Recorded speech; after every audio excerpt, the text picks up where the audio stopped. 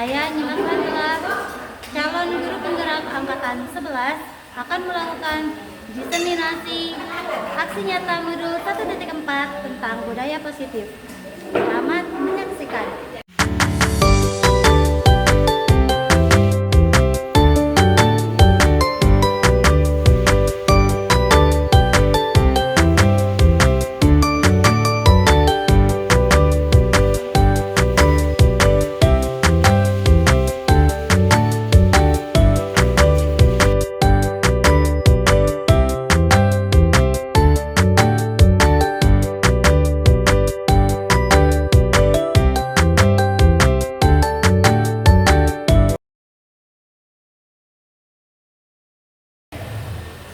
Selamat pagi dan salam sejahtera bagi kita semua.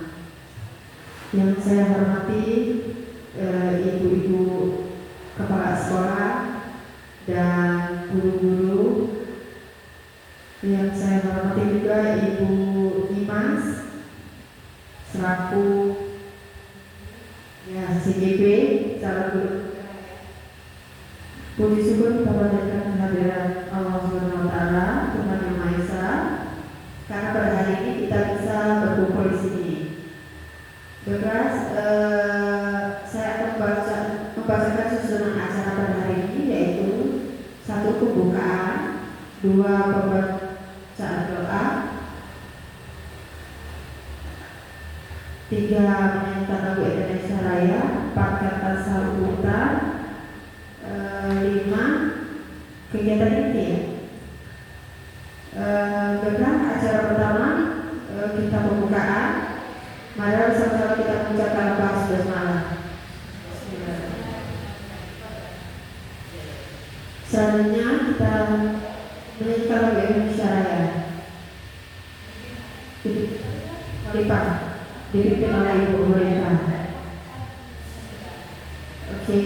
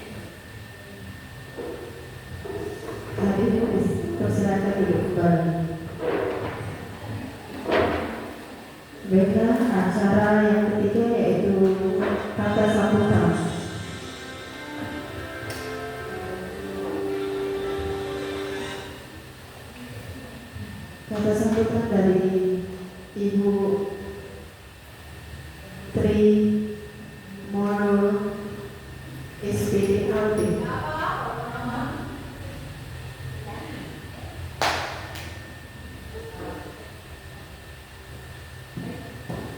Baik, kami silakan. Assalamualaikum warahmatullahi wabarakatuh. Selamat pagi. Selamat pagi semuanya. Alhamdulillah wa syukurillah. Berkat karunia Allah Subhanahu wa taala, hari ini kita dapat berkumpul di aula TKP Budi Handayani dalam keadaan sehat walafiat tanpa kurang suatu apapun. Salam dan salam bagi junjungan kita Nabi besar Muhammad SAW. Semoga kita semua mendapat syafaat akhir zaman. Amin ya Allah, amin ya Rabbal alamin. Baik, langsung saja. Terima kasih kepada Ibu Nimas Fadila selaku pembicara pada hari ini tentang denominasi aksi nyata modul 1.4 tentang budaya positif di sekolah. Dan yang terhormat Ketua IDDKI Kecamatan Bibir Timur 1, Ibu Dien. Selamat pagi Ibu Dien. Yang terhormat ibu-ibu kepala sekolah dan guru yang berada di Bibir Timur 1, Kecamatan Bibir 1, Palembang. Baik, pada hari ini rencana kita awalnya kita akan mengadakan lomba dalam rangka 17 Agustus untuk kepala sekolah dan guru-guru. Karena kita kan sebelum menjauh 17 Agustus kita sibuk lomba sekolah, ya, lomba di sekolah untuk anak-anak. Nah, ada gagasan dari teman kita bagaimana kalau kita juga mengadakan lomba 17 Agustus buat kepala sekolah dan guru. Nah, kita akan mendengarkan dari Ibu Dimas Fadila ini yang berguna sekali bagi kita, ya, yang berguna sekali ilmu bagi kita. Jadi kita bisa menerapkannya di sekolah kita. Nah, Ibu Dimas ini adalah guru penggerak, calon masih C belum guru penggerak, calon guru penggerak angkatan ke-11. Ya, angkatan ke-11. Jadi kita bersyukur sekali bisa mendapat ilmu dari Ibu Dimas Fadila dari sebagai CGP, karena bisa memotivasi kita juga di lingkungan Bibir Timur 1. Kepala sekolahnya juga bisa memberikan dorongan kepada guru-gurunya untuk bisa menjadi guru penggerak, karena guru penggerak ini bermanfaat sekali bagi guru. Nah, hari ini kita beruntung sekali mendapat ilmu yang berguna bagi kita untuk kita mengimbaskan di sekolah kita masing-masing. Nanti baik sama-sama kita mendengarkan penjelasan paparan yang dari Ibu Dimas Fadila, ya, bagaimana dia praktik-praktik baik nanti yang bisa kita imbaskan di sekolah kita masing-masing. Baik, segitu saja kata sambutan dari saya, dan saya akhiri dengan ucapan wassalamualaikum warahmatullahi wabarakatuh.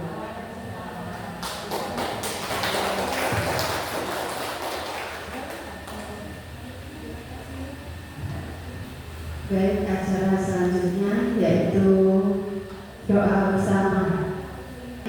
Doa menurut kepercayaan dan agama kita masing-masing, ya. Doa dimulai.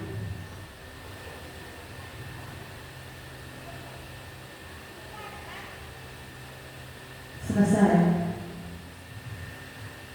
Baik, untuk selanjutnya langsung kita berserahkan kepada Ibu Dimas. Baik, terima kasih.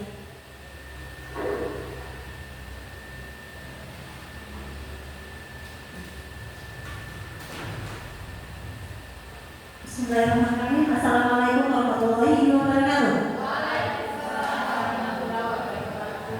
Iya, terima kasih atas jawabannya. Selamat pagi, menjelang siang, salam sejahtera untuk kita semua.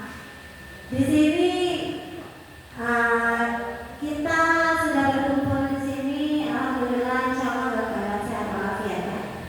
Ya, pertama-tama dan utama adalah kita bersyukur atas kehadiran Allah Tuhan Yang Maha Esa, Tuhan semesta alam, atas kehadiran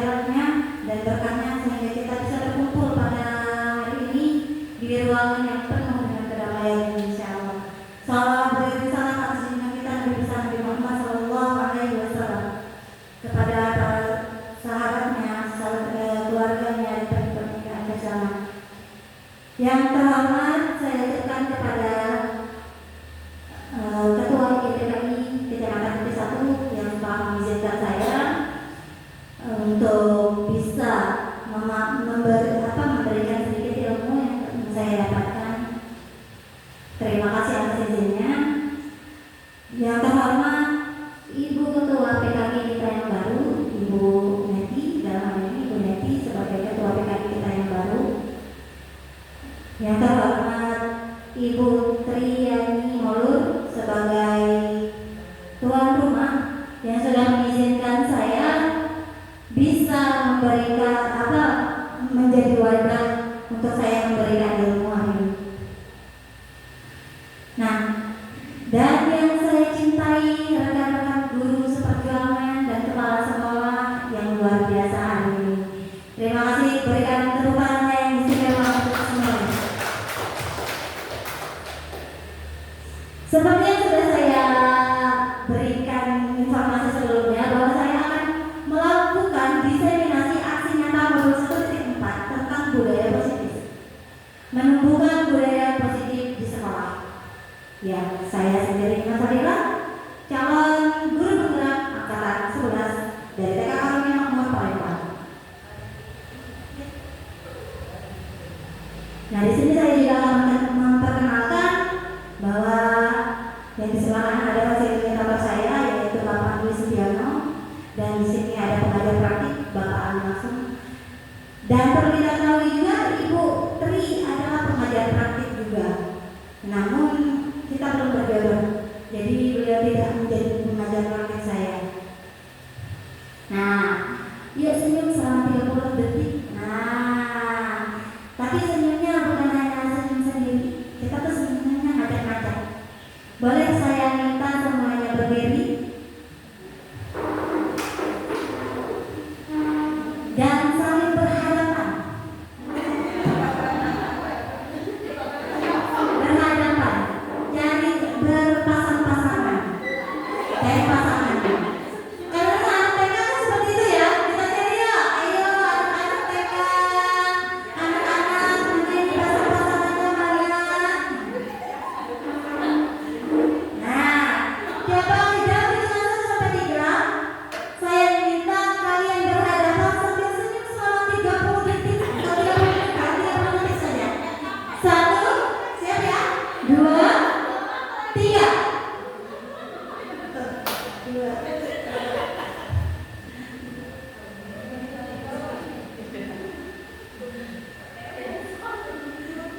Sebentar kok, cuma 30 detik. Masih 15 detik lagi. Ayo senyum ya. Boleh kelihatan gini, boleh. Boleh ya, senyum kita kan memiliki variasi masing-masing ya dalam senyumnya. Iya. Kalau senyumnya sangat iya, sangat benar, sangat ya, boleh kelihatan tinggi. Kalau tertawa keluar suara. Nah, iya, dan seperti keluar suara. Cukup ya? Cukup. Iya. Jadi bagaimana? Terima kasih. Bagaimana senyum bersamanya? Apakah ada mencairkan suasana nih?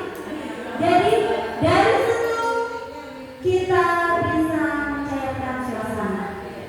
Dari senyum kita bisa menghilangkan ketegangan-ketegangan yang wajahnya dari atas tegang, kok ini kenapa mulai-mulainya. Dari senyum juga kita bisa melihat ekspresi teman kita ya. Bagaimana ekspresi teman kita kalau senyum selama ini kelihatan dari jauh nampak nanti kali ya. Tapi kalau dari dekat ternyata lebih cantik lagi ya. Nah, oke selanjutnya. Nah, di sini kita akan mengadakan kesepakatan forum desiminasi, kesepakatan kita sebagai komunitas. Nah, di sini saya sudah menyiapkan lembaran untuk ditempelkan teman-teman ya. Boleh diisi nih. Kata-kata pemantik yang pertama adalah menghargai siapapun. Kata-kata pemantik yang kedua menjadi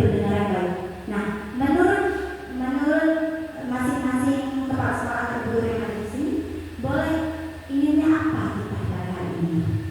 Ya, silakan ditulis satu kalimat, satu kalimat. Ya. Silakan. Ya. Satu orang satu kalimat ya, minimal. Satu orang satu kalimat minimal.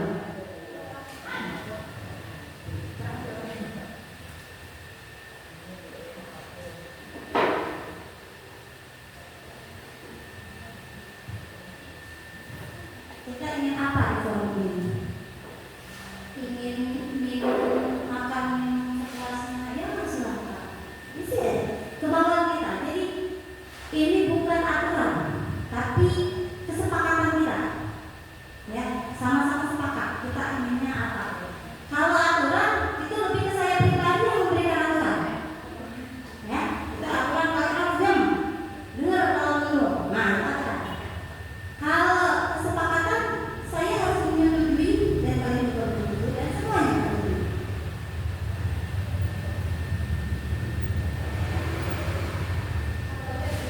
Iya boleh. Satu orang satu kalimat. Silakan ya. Silakan di sini.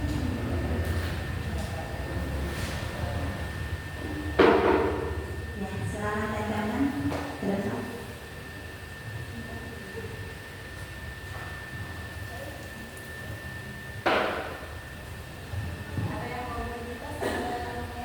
Iya, itu sama aja. Gimana aja boleh.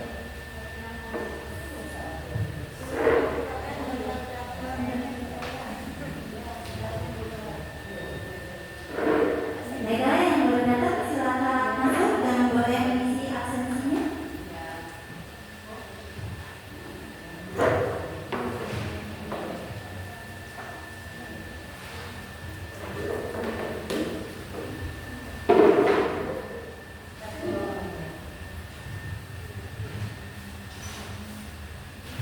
Saya bacakan ya.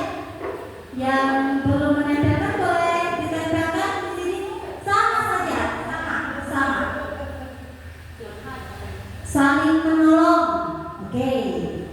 Mendapatkan informasi terbaru. Ya, saling berbagi. Terus bertanya jika merasa belum jelas. Menghargai pendapat teman. Saling berbagi ilmu baru, saling mendukung dan kerjasama yang baik untuk kebaikan bersama. Terus membantu teman. Nah, ini yang baru datang boleh ditulis tentang kesepakatan kita pada hari ini. Kita maunya apa? Kita mau apa?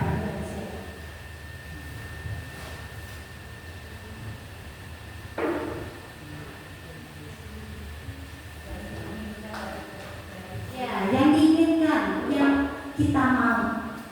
Yang kita mau bukan yang saya saja yang mau. Kalau saya mau itu namanya aturan. Tapi kalau yang semuanya mau berarti kita sepakat. Ya. Menghargai pendapat teman, sharing pengalaman, berbagi praktik baik ya. Ya. Konsekuen, oke, konsekuen. Makan, minum di kursinya sambil makan dan minum boleh. Tidak masalah, kan ini kita berbagi.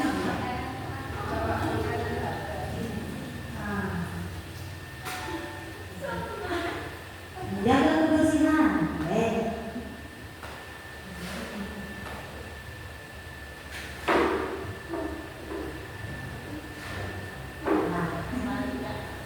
Berbagi pengalaman santai. Yuk kita santai, ya biar ketegang ya. Joget ya boleh joget lagi kita. Nah, berbagi pengalaman dan informasi. Sudah? Ada lagi yang ingin ditambahkan? Cukup? Cukup? Sepakat ya? Sepakat ya? Sudah saya katakan tadi. Saling menolong, mendapatkan informasi terbaru, saling berbagi, menghargai pendapat teman, konsekuen, berbagi pengalaman, saling pengalaman membantu teman, bertanya jika merasa belum jelas, saling berbagi ilmu baru, saling mendukung dan kerjasama yang baik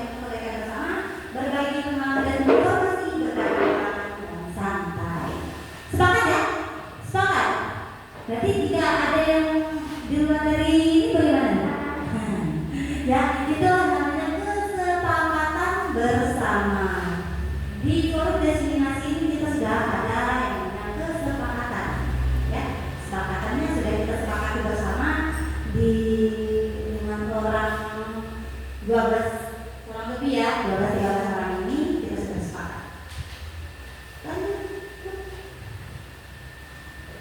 Nah, apa sih budaya positif?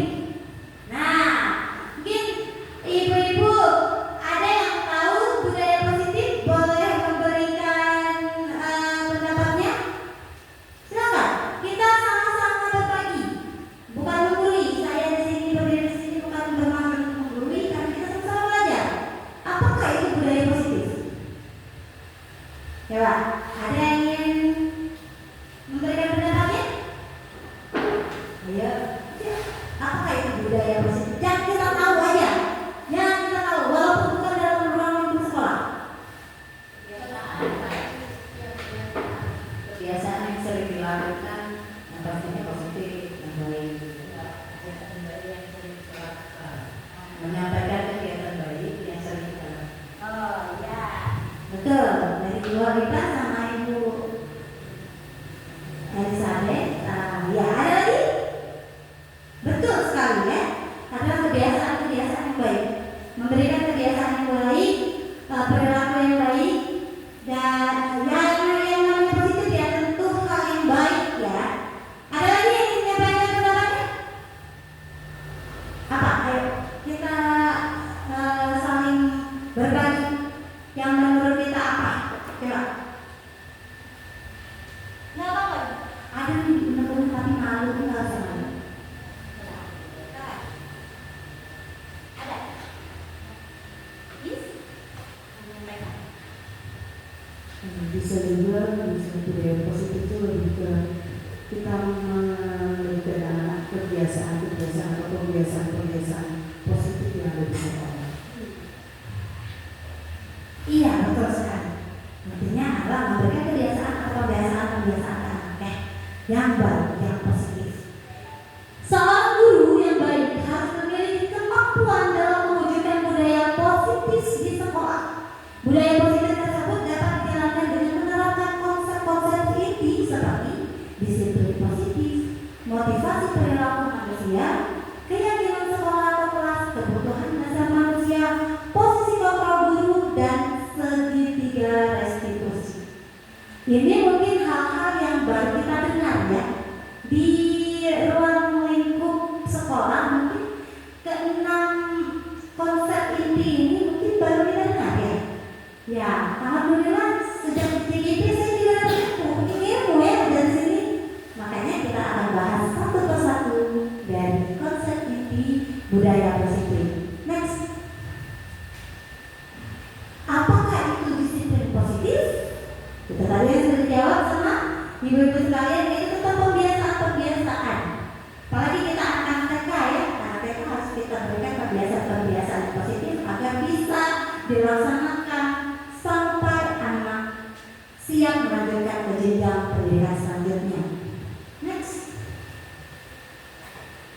Nah, disiplin positif merupakan suatu cara penerapan disiplin yang mengajarkan anak bertanggung jawab dan menumbuhkan kesadaran diri berdasarkan nilai-nilai kebajikan. Apa saja nilai-nilai kebajikan itu? Coba, ada yang bisa memberi contoh? Nilai kebajikan itu apa sih? Nilai-nilai kebajikan. Boleh tak? Ada yang ingin nilai-nilai kebajikan itu apa?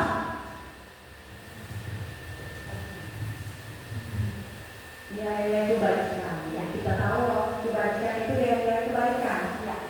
Suatu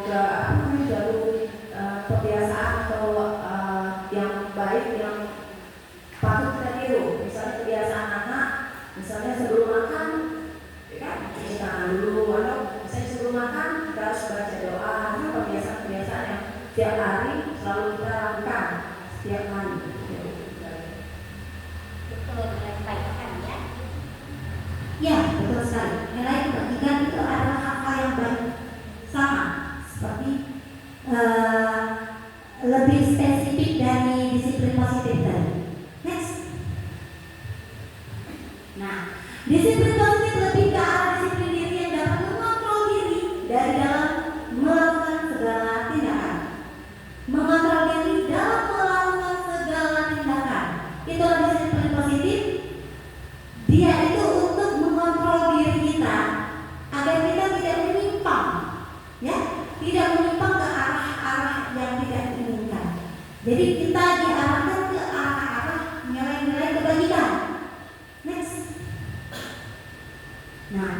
Disiplin diri diharapkan dapat membuat murid memahami dan menyadari bahwa motivasi internal bukan akibat paksaan, pujian ataupun hukuman. Nah, dari disiplin positif kita tidak lagi memberikan hukuman ke anak, pujian yang berlebihan ke anak, ataupun meminta anak dengan hal-hal yang tidak diinginkannya, hal yang memaksa anak. Nah, di kurikulum merdeka ini anak-anak dibebaskan kan? Kita memberikan kebebasan kepada anak. Anak-anak ingin melakukan apa? Kita sebagai guru adalah menuntun. Ya, menurut filosofi Ki Hajar Dewantara, guru adalah menuntun segala kodrat yang dimiliki anak sehingga anak mendapatkan keselamatan dan kebahagiaan menjadi diri sendiri, bahkan menjadi manusia yang lain. Ya. Next. Nah, disiplin positif juga harus disertai dengan 6 karakter profil pelajar Pancasila.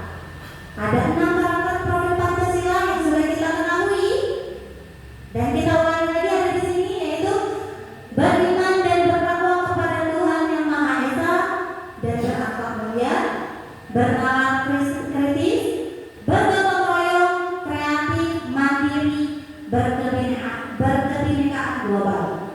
Nah, itu nilai-nilai kebajikan bisa kita sangkut pautkan ke 6 karakter profil pelajar Pancasila ini. Seperti bergotong royong, saling menghargai,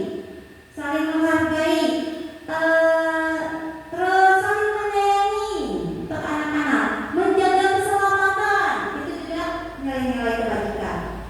Nah, itu juga bisa kita kaitkan ke 6 karakter profil pelajar Pancasila. Selanjutnya, nah, dari nilai-nilai kebajikan tadi kita harus mengetahui motivasi perilaku manusia. Sebelum melakukan suatu tindakan, kita pasti memiliki motif. Tanpa kita sadari, kita memiliki motif yang tersembunyi. Saya ingin, misalnya, saya membagikan lewat sini. Motifnya dia buat apa? Buat para guru, kepala sekolah untuk memberikan pendapatnya kan? Pendapatnya untuk memberikan keyakinan tadi, kesepakatan tadi. Nah, next. Nah, motivasi perilaku manusia ini ada 3, yaitu untuk menghindari ketidaknyamanan atau hukuman, terus mendapatkan imbalan atau penghargaan dari orang lain, dan untuk menjadi orang yang mereka inginkan dan menghargai diri sendiri dengan nilai-nilai yang mereka percaya. Nah, ini ketiga motivasi perilaku manusia yang tanpa kita sadari kita memilikinya. Ketiga hal ini yang punya kan? Ibu-ibu jika ingin melakukan sesuatu, apakah ibu-ibu untuk menghindari ketidaknyamanan atau hukuman? Misal kita nyapu, itu untuk apa? Biar bersih, biar kita menghindari yang merasa tidak nyaman. Atau misal ada guru yang datang dengan pagi-pagi dia takut dengan marah, sama sekolah, takut dengan hukuman. Itu motivasi untuk menghindari ketidaknyamanan atau hukuman. Sama halnya dengan siswa, dengan murid. Murid jika melakukan tindakan pasti dia punya motivasi. Yang sering kita temui di sekolah TK, anak-anak TK itu yaitu temannya mengganggu teman yang lain, ya kan? Merebut dengan teman yang lain. Motifnya apa? Motifnya karena dia main-main, ya, itu kesenangan dia. Terus dibalikin lah mainan itu tadi atas dasar takut sama lagu. Nah, terus sudah dibalikin lagi mainan itu, dia mendapatkan apresiasi. Oh hebat nak, sudah balikin mainannya tadi. Tapi dengan anjuran kan, bukan dari kesadaran dia sendiri. Nah, yang kita inginkan adalah memberikan kesadaran kepada murid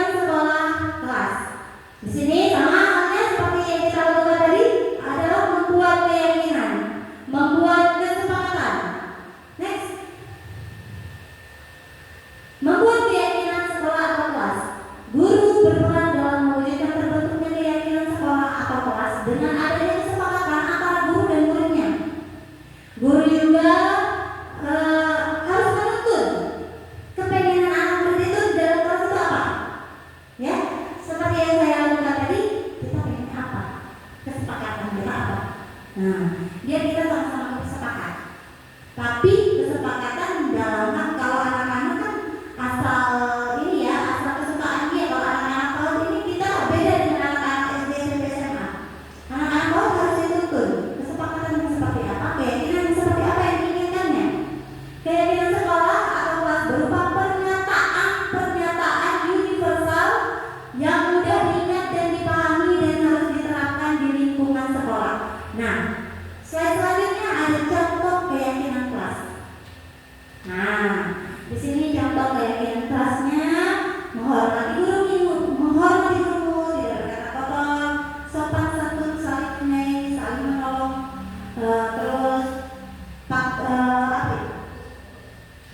fokus kayak pokat belajar, fokus belajar. Nah, ini lebih ke anak SD.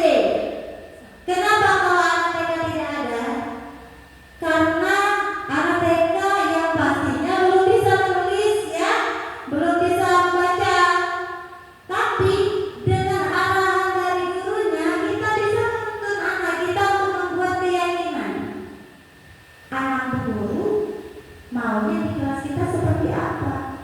Bu, aku capek duduk di kursi, aku maunya duduknya di bawah baik. Ada lagi yang, bu, aku gak mau duduk di bawah kotor, aku nak naik ini, aku nak duduk di kursi.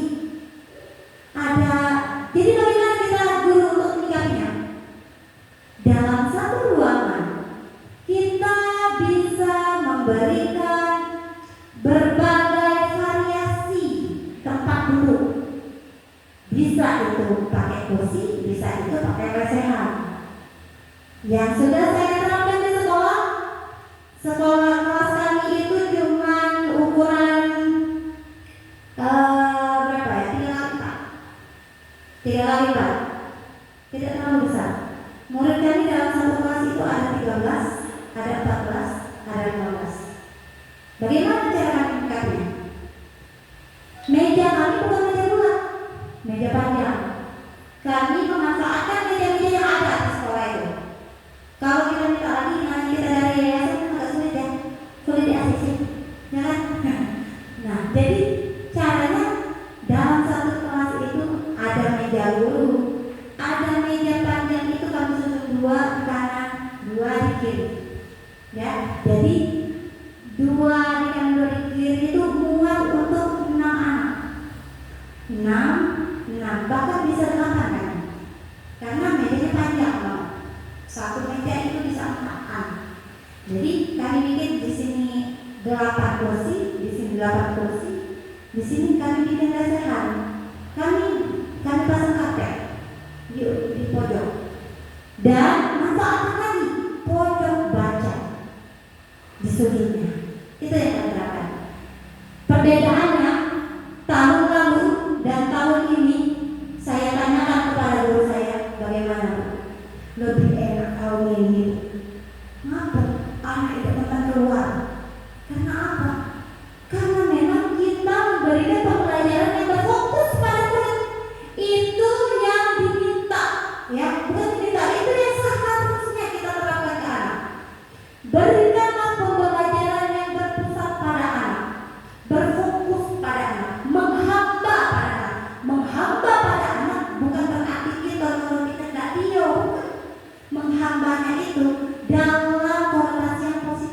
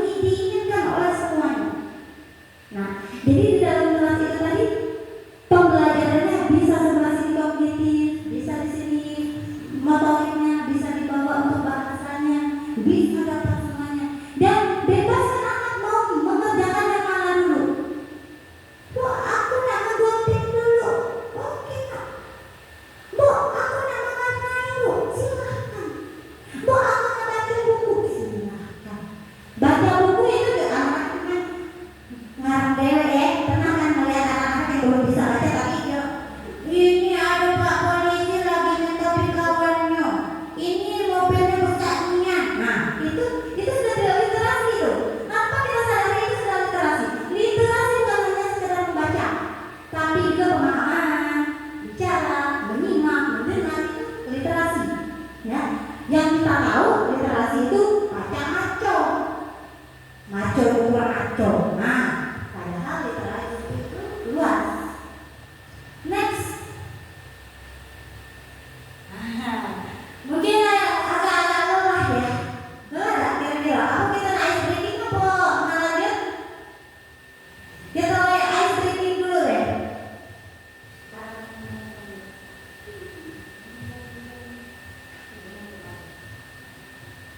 Ayo semuanya dulu yuk. Kita melakukan ice breaking. Biar tidak terlalu suntuk. Ini aku lihat tegang kalau ini. Kita ini berbagi loh. Apa yang saya dapatkan dari CGP ini saya imbaskan biar kita sama-sama bisa menerapkan di sekolah kita nantinya ya. Apa namanya tuh?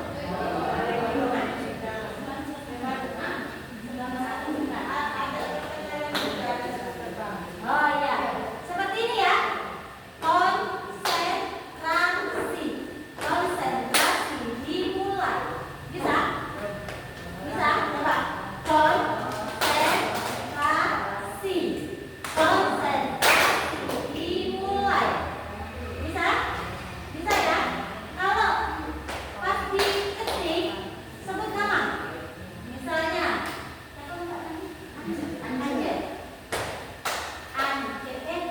Dila aja, nama saya Dila ya, panggilannya Dimas. Dimas Anje lanjut. Terus kayak gini lagi. Anje siapa? Nah, bisa ya? Nah, kita pakai gitu ya.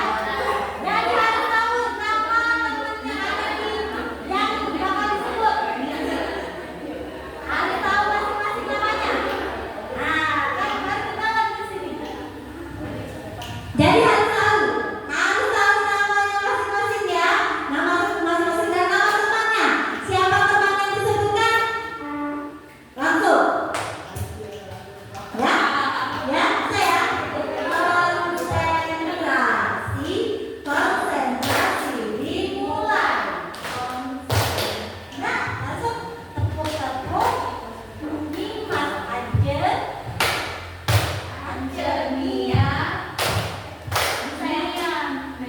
Ah, bisa ya? Ditolong ya? Ulang ya? Oke, siap? 3, 2, 1. Konsentrasi dimulai. Dimas Anjenia. Nia Nevi. Oli.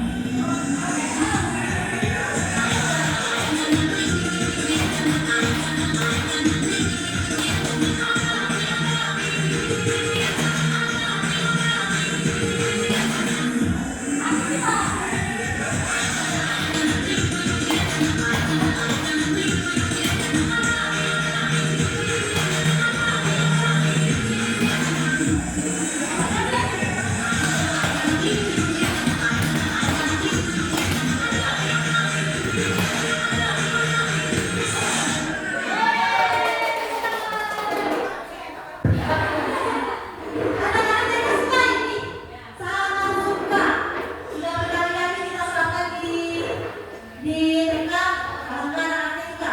Kita lanjut di materi ya. Tapi sebelumnya apakah ingin bertanya sambil minum nggak apa-apa ya? Enggak. Kebutuhan dasar manusia. Nah, sebelumnya adalah dari materi yang disiplin positif, motivasi tadi, apakah ada yang ingin ditanyakan? Mungkin dari penyampaian saya ada yang belum jelas, mungkin boleh ditanyakan, kita sharing, kita bertanya atau ingin berbagi praktek baik, silakan ceritakan. Ada kira-kira? Ini nih diam paham apa diam ngantuk apa dimakan? Ada banyak hal ya, kadang-kadang di jam siang ini banyak kemungkinan.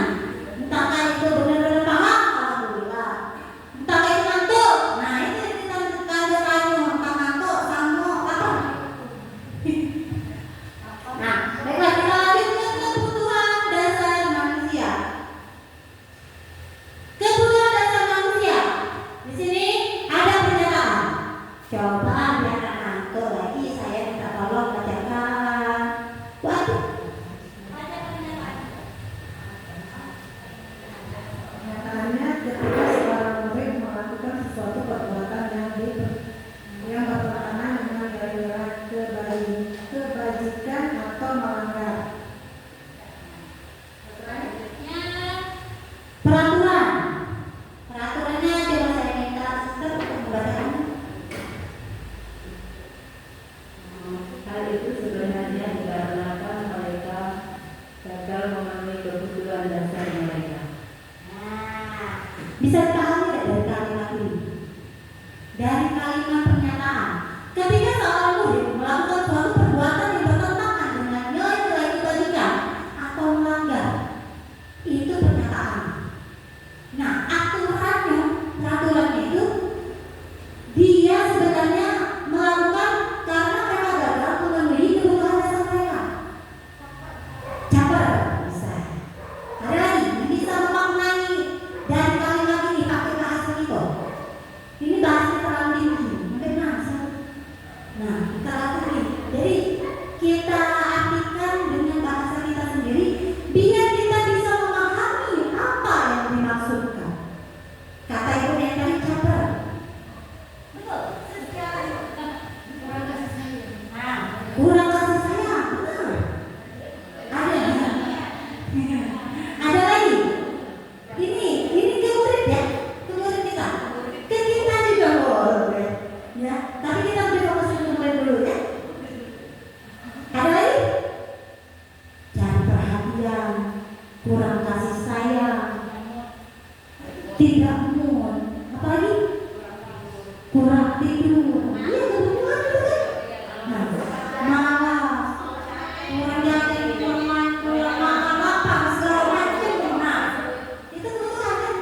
Kebutuhan yang ada pada diri manusia, khususnya kebutuhan yang ada pada diri murid. Cakep, berarti sudah bisa dimaknai oleh guru yang ada di sini kan? Tangan dulu. Nah, kebutuhan dasar manusia. Apa saja kebutuhan dasar manusia itu? Ada yang bertahan hidup, kasih sayang dan rasa diterima, yang seperti yang disebutkan tadi ya. Terus penguasaan, pengakuan, kebebasan, kesenangan. Dari kelima kebutuhan dasar manusia ini, ada nggak yang kita tidak pahami, yang belum kita pahami? Kira-kira apa? Nah, bertahan hidup. Yang kebutuhan dasar manusia yang bisa bertahan hidup, apakah itu? Makan, minum, bernafas, itu mampu. Terus apa? Hidup. Sopi. Iya, itu bertahan hidup ya. Bertahan hidup. Kalau di murid aku baca ekor baca ya namanya maksudnya masa hidup ke kebebasan kafe. Terus dari rasa kebutuhan dasar manusia, kasih sayang dan rasa diterima. Ini yang kita temui di lapangan ini ya. Rasa kasih sayang, kurangnya rasa kasih sayang dari orang tua atau bapak-bapak sekolah, kurangnya rasa diterima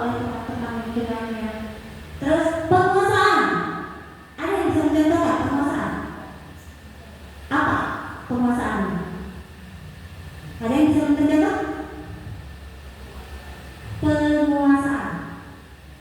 Coba pakai bahasa Korea. Ya, anaknya mungkin merasa menguasai saat mainan, dia juga mau berbagi sama teman gitu. Nah, enggak dia.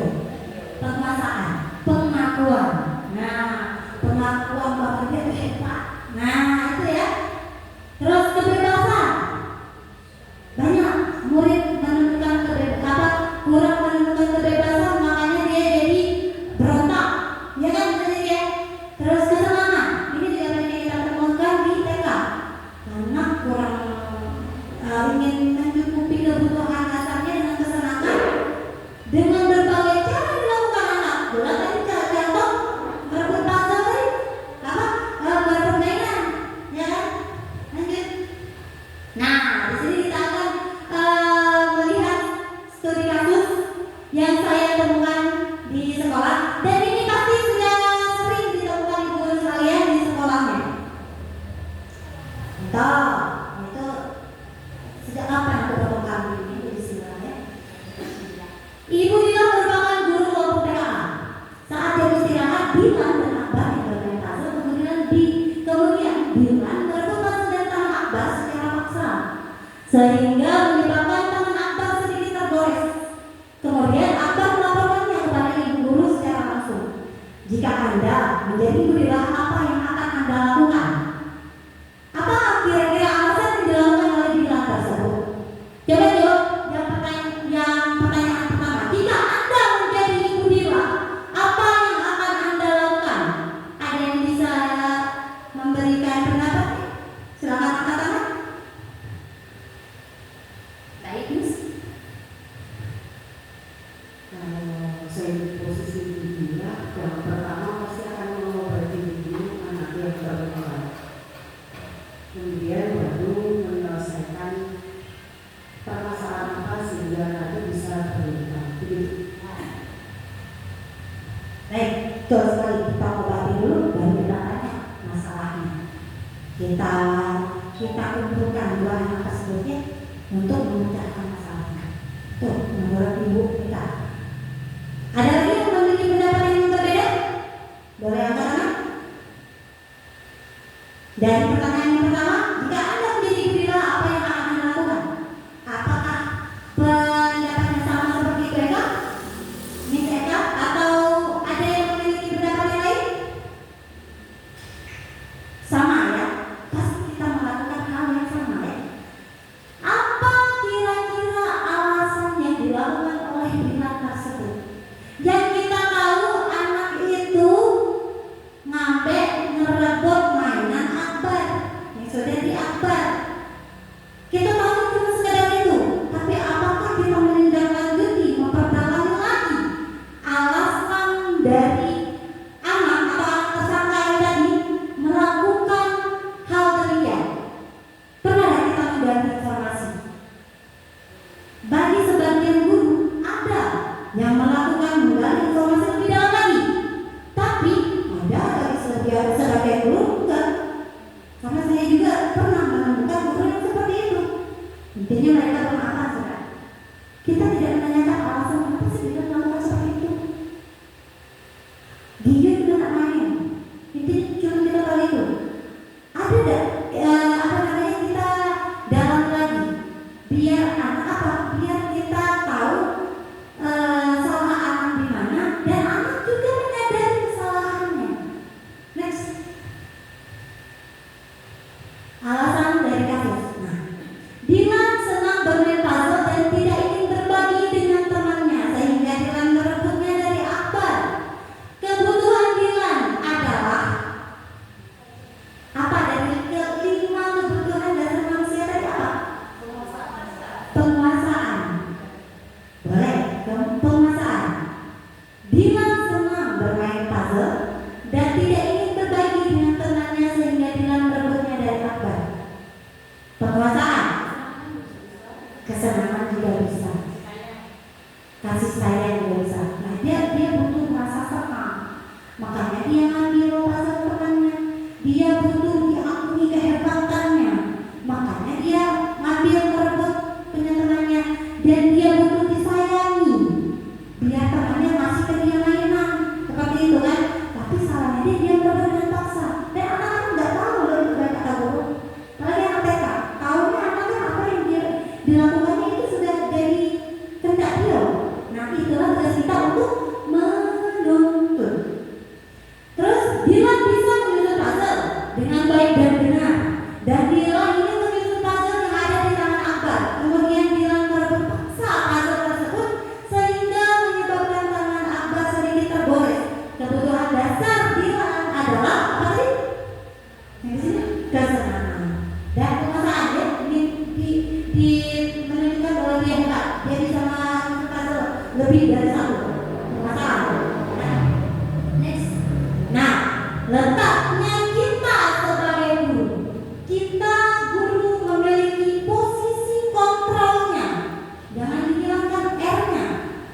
Kita harus memiliki posisi kontrol guru. Apa itu posisi kontrol guru? Ini yang mau diedit.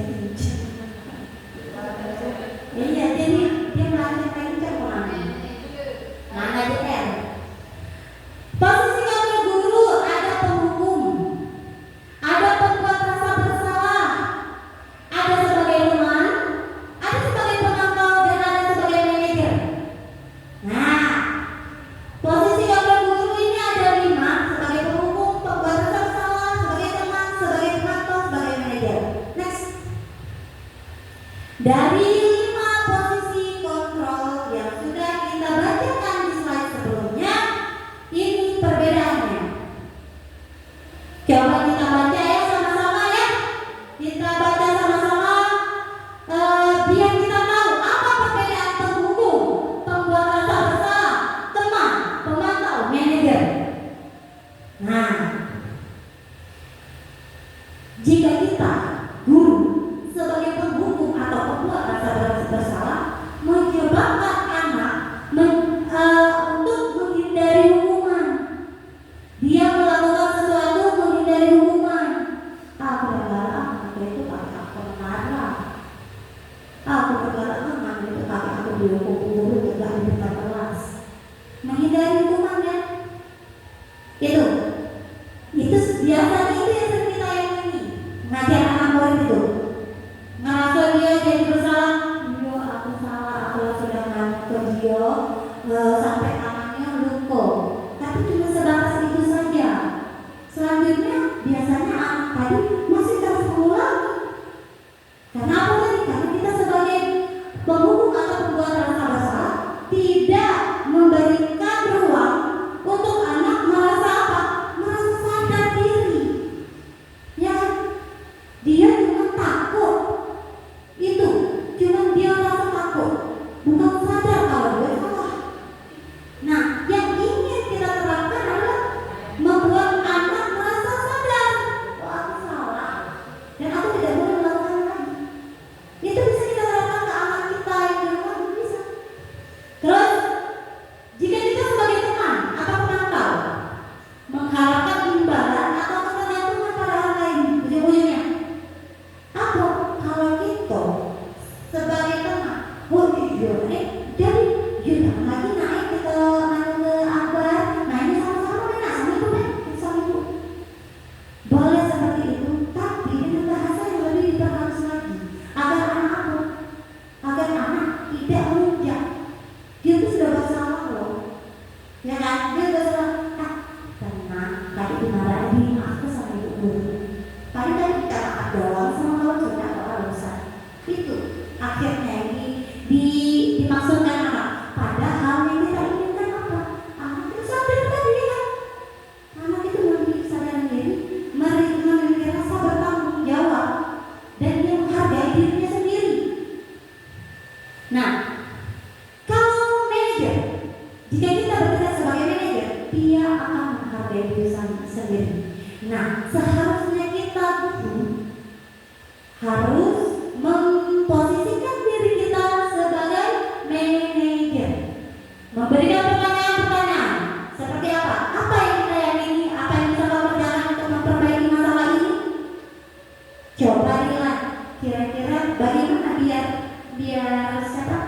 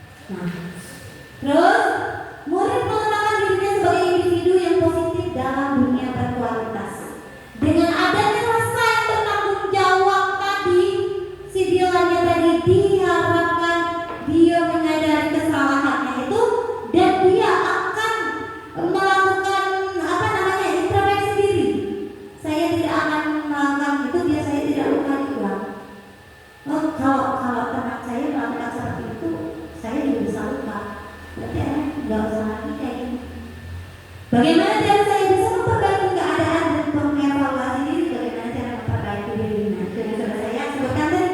Next. Nah, posisi kontrol guru, sebaiknya guru menggunakan posisi kontrol sebagai manajer. Hal ini diartikan guru berbuat sesuatu bersama murid. Ini yang perlu diedit ya. Terus mempersilahkan murid-murid mempertanggungjawabkan perilakunya dan mendukung murid agar dapat menemukan solusi atas permasalahannya. Nah, kira-kira dengan posisi kita sebagai manajer yang sudah saya jelaskan tadi, Dylan bisa bertanggung jawab sebagai pembuat salah tadi, bertanggung jawab dengan akta tadi. Terus posisi manajer mengajukan pada restitusi yang dapat menjadikan murid sebagai manajer bagi dirinya sendiri sehingga menciptakan identitas positif dan berhasil pada diri murid. Dengan kita menciptakan posisi kita sebagai guru, sebagai manajer, maka anak juga menjadi nurut sama kita, mengikuti cara kita, yaitu sebagai manajer untuk dirinya sendiri. Next. Dan untuk memecahkan masalah tadi kita butuh yang namanya segitiga restitusi.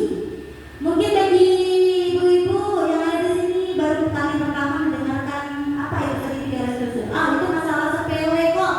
Kok perlu segitiga restitusi segala? Nah, inilah kita harus bisa menuntun anak kita itu luar dalam ya.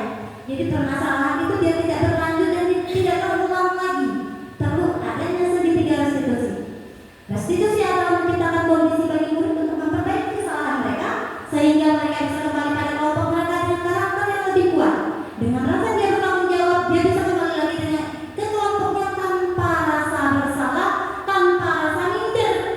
Biasanya ada murid, aku bilang kamu ada, sebenarnya juga aku bisa bilang aku. Ada yang murid yang tidak tahu, gabung baik dia terus gabung, tapi dia masih melakukan hal yang sama, ya kan? Tapi dengan adanya kontrol sebagai manajer tadi, dia bisa masuk lagi ke lingkungannya yang tadi, main sama-sama lagi dan tidak melakukan kesalahan yang sudah dilakukan, dan dia tidak minder. Next. Segitiga restitusi adalah suatu proses dialog yang dijalankan guru atau orang tua agar dapat menghasilkan murid yang mandiri dan bertanggung jawab. Proses dialog bisa dipahami. Proses dialog ini apa? Percakapan, memberikan pertanyaan tadi. Nah itu, jadi 4 matung dan tidak menjatuhkan murid kita di depan anak-anak yang lain. Ya. Next. Nah, dalam tahapan segitiga restitusi ada yang pertama menstabilkan identitas. Di mana menstabilkan identitas kita memberikan pernyataan bahwa setiap orang pasti pernah melakukan kesalahan. Kamu bukan satu-satunya yang pernah melakukan ini. Dylan tadi dipanggil. Kita tanyakan stabilkan identitasnya dulu. Iya, ibu tahu bahwa setiap orang pernah melakukan kesalahan. Ibu juga kalau senang main puzzle dan ibu pengen ngambil puzzle dari Kang Akbar, ibu juga rebut. Tapi ngerebutnya itu boleh tidak? Enggak boleh.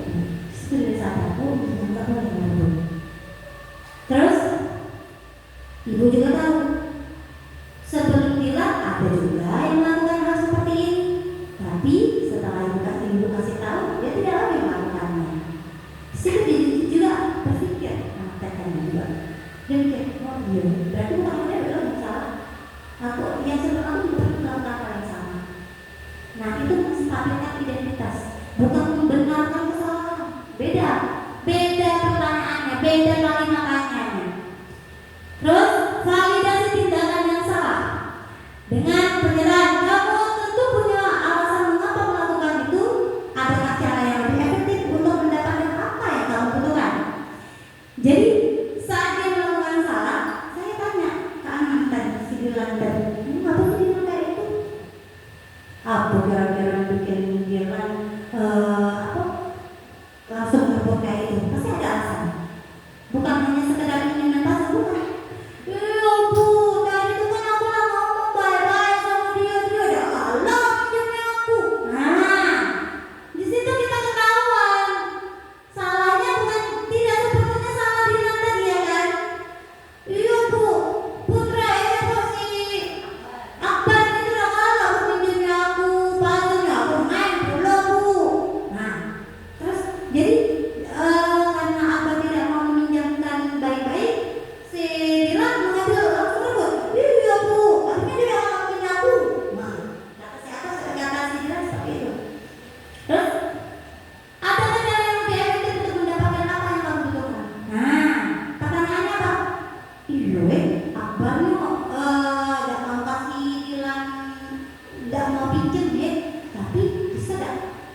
tuh ngomongnya baik-baik. Atau kita tuh nggak sama puzzle sudah bilang selesaikan tadi. Itu kita udah bagus nah daripada berebut. Nah itu sih arahan seperti itu. Dan yang ketiga tahapannya menanyakan keyakinan. Keyakinan kelas apa yang telah kita sepakat. Sebelum kita melakukan restitusi, kita melakukan pembelajaran di dalam kelas, kita kan sudah ada keyakinan sendiri kan? Yang kita buatkan kesepakatan antar murid tadi, saling menyayangi, saling menghargai. Keyakinan kelas apa yang telah kita sepakati? Kira-kira yang sebelum kita masuk main puzzle, kita itu ngapain? Kita harus apa? Harus boleh tidak kita mainnya begitu tadi? Enggak Bu, kita kan harus saling sayang Bu sama kawan. Pokoknya semuanya teman Bu. Di situ dia ada sendiri. Dia ngomong. Ini sudah saya terapkan di sekolah. Makanya saya bisa berbicara seperti ini. Karena anaknya langsung dia Bu, enggak boleh Bu, kan kita harus saling menyayangi ya Bu. Dia menyadari sendiri. Dia menyadari dan alhamdulillah sejak saya menerapkan segitiga restitusi ini, anak-anak ini yang melakukan kesalahan itu turun, persentasenya turun. Coba di sekolah ya, bahwa kita siapkan pertanyaan-pertanyaan yang bukan menghakimi, pertanyaan yang tidak menghakimi. Dan dari pertanyaan-pertanyaan atau tahapan segitiga restitusi ini, tingkat kemarahan seorang guru berkurang. Anak-anak menjadi apa? Merasa nyaman. Kita tanyakan kepada anak, bagaimana cara ibu gurunya di sekolah cara mengatasi dimarahin ibu guru ya katanya. Udah ibu guru baik, ibu guru tidak marah-marah, kamu kawan. Nah, tetap memberikan kasih sayang kepada murid kita. Bagi kita murid TK, murid TK memang susah-susah gampang, banyak susahnya udah gampang banget. Ya, habis. Cukup di situ materinya tentang segitiga restitusi. Kira-kira ada yang ingin ditanyakan atau ada penjelasan yang mungkin belum jelas sehingga timbul pertanyaan-pertanyaan Bu. Enak lah ibu tuh kayak pasti biasanya ada perbandingan. Saya setuju, guru-guru ini pasti kayak gitu. Wah, kamu tekankan ini. Kamu tuh kayak ini. Kita memiliki tingkat kesulitan yang sama, ya. Hanya saja saya tidak membicarakan tentang kesulitan saya. Makanya tidak tahu kesulitan saya apa. Nah, ya kebanyakan orang lah dia support dia ya senja ini dia kayak branded dia bayar sebenarnya. Padahal setiap orang memiliki kesulitan yang sama dengan porsinya masing-masing ya. Nah, kira-kira ada yang ingin ditanyakan tidak tentang restitusi, kontrol guru, posisi kontrol guru, kebutuhan dasar manusia? Atau nih saya mau minta salah satu dari guru yang ada di sini memberikan studi kasus satu aja. Hari ini tadi ngajar di sekolah menemukan kasus tidak? Kalau di TK pasti ada kasus setiap hari. Entahkah itu ada yang nangis karena siapa itu kasus, ya kan? Entahkah ada yang jatuh gara-gara siapa itu kasus. Ada yang masuk ke sekolah tiba-tiba nangis, itu kasus. Dan nanti ngajar TK itu aman-aman tenang berarti. Ya. Lalu hampir 15 tahun ngajar TK tidak pernah tenang. Dalam sehari itu pasti ada kasus, benar kan? Nah, pasti ada kasus. Ini untuk guru-guru muda yang baru berkecimpung di dunia TK yang ada. TK memang seperti itu. Dan kita tidak bisa memaksakan kita untuk menjadi guru SD di lingkungan TK. Salah besar. Salah lama. Ya. Coba, ada yang bisa memberikan saya contoh studi kasus? Boleh diangkat tangan? Studi kasus seperti yang saya contohkan tadi antara bulan dan Akbar.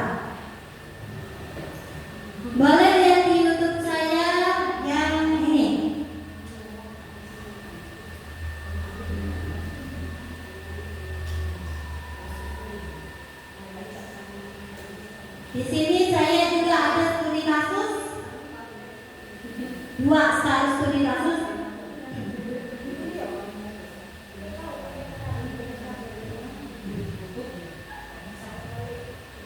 Yang, nah ini channel, ini bisa dikeluar nggak?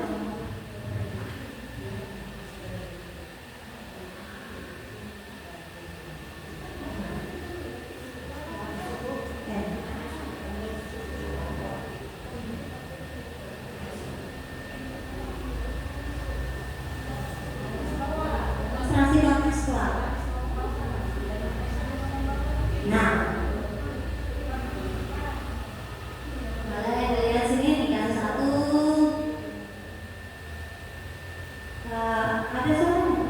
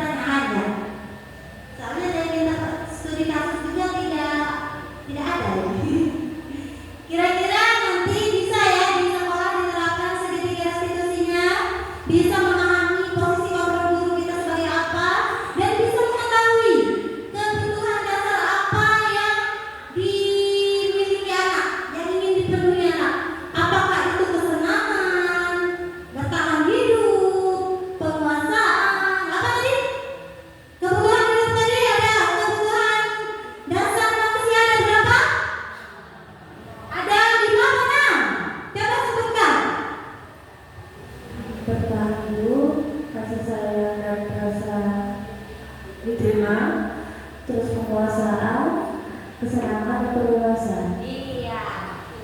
Ada 5 kebutuhan dasar manusia. Posisi kontrol guru ada berapa tadi? Ada berapa? Coba sebutkan posisi kontrol guru. Coba. Ada apa saja? Sebagai apa? Ya. Sebagai apa?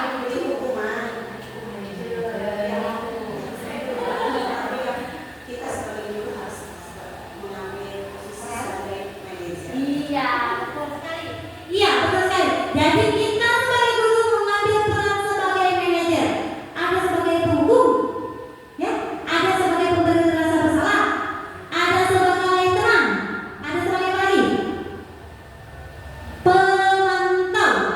Dan ada sebagai manajer. Dan sebaiknya yang kita ambil adalah manajer.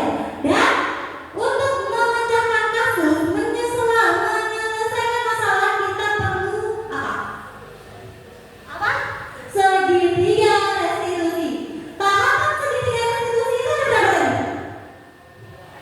Ada 3 liter. Ada 3 tahapan segitiga restitusi. Ada yang ingat? 1, 2, 3. Nah, menstabilkan identitas, ya kan? Terus apa lagi? Mengidentifikasi apa? Memvalidasi kesalahan. Terus menanyakan kayak gimana? 3 ya. Jadi bolehlah dapat ilmu dari sini nanti diterapkan di sekolah. Ya, siapa tahu nanti terpanggillah guru penggerak selanjutnya. Sedikit banyaknya sudah ada bocoran nih dari CGP sebelumnya. Ya, insya Allah nanti yang CGP 12 sudah dibuka ya Miss ya? Belum ya? Yang CGP yang kata 12 akan ada nanti. Kita itu harus sebagai guru itu harus terus belajar ya. Jangan bosan untuk belajar. Dan di CGP ini saya benar-benar dapat ilmu-ilmu baru yang belum pernah saya tahu. Padahal saya sudah hampir 15 tahun ngajar TK, berkecimpung di dunia TK, tapi saya baru dapat ilmu dari CGP yang luar biasa. Dan tidak sembarangan orang bisa jadi CGP. Prosesnya itu luar biasa. Dari apa namanya dokumen-dokumennya ya, terus wawancara, tes segala macam luar biasa. Tapi jangan kecil semangat ya, jangan kecil semangat. Kita harus terus orang bisa kok, kenapa kita tidak? Nah, teruslah belajar. Itu apalagi yang kita akan aku khusus PKB-nya. Baiklah, mungkin hanya itu saja pemaparan saya tentang budaya positif. Semoga apa yang kita dapatkan, yang saya imbaskan, yang saya paparkan pada hari ini bisa bermanfaat untuk ibu-ibu sekalian dan bisa diterapkan di sekolahnya masing-masing. Ya, jadi dari sini kita tidak bawa tangan kosong. Ya, setidaknya kita lakukanlah segitiga restitusi tadi untuk memecahkan masalah. Baiklah, terima kasih. Saya akhiri. Wassalamualaikum warahmatullahi wabarakatuh.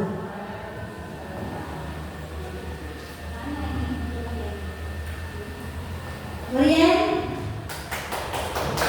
ya, terima kasih.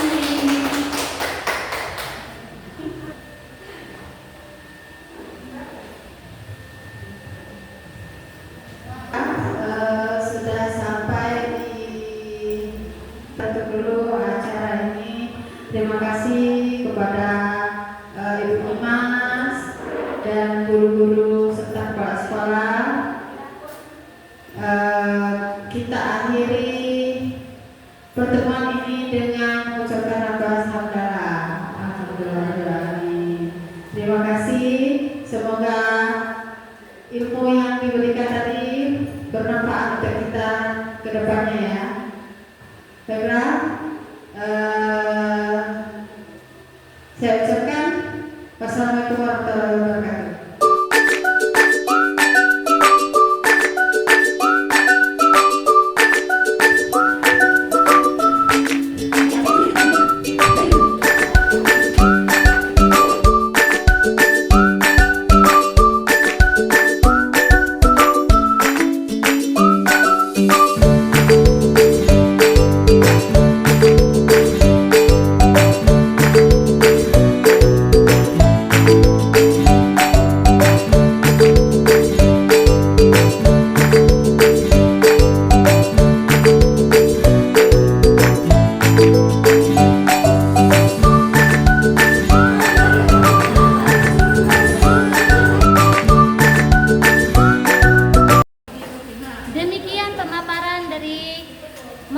1.4 aksi nyata dan diseminasi yang telah saya lakukan.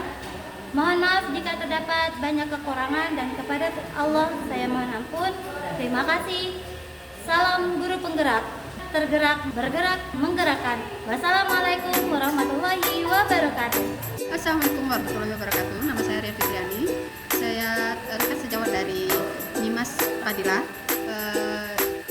dari TK Karunia Makmur Palembang.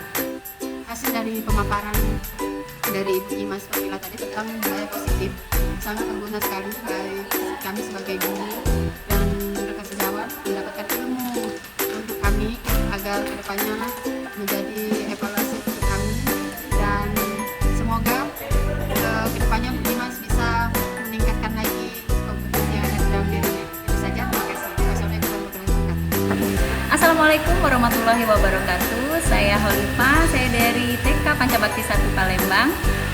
Pada hari ini kami telah mendapatkan pelajaran yang sangat bagus sekali dari Ibu Nyimas Fadilah. Mudah-mudahan kedepannya lebih banyak lagi materi-materi yang bisa di-sharing ke teman-teman guru semuanya, sehingga bisa kita terapkan dan kita bisa menjadi lebih baik lagi. Terima kasih. Wassalamualaikum warahmatullahi wabarakatuh. Assalamualaikum warahmatullahi wabarakatuh. Saya Erlina SPD, saya guru TK Asia 9. Kami hari ini mendapatkan pembelajaran yang sangat bagus dari Ibu Nyimas Fadilah. Semoga kedepannya nanti kami mendapatkan pembelajaran yang lebih baik lagi. Mudah-mudahan nanti kami bisa sharing dengan Ibu Nyimas Fadilah untuk melaksanakan materi-materi yang kami perlukan di sekolah kami. Terima kasih.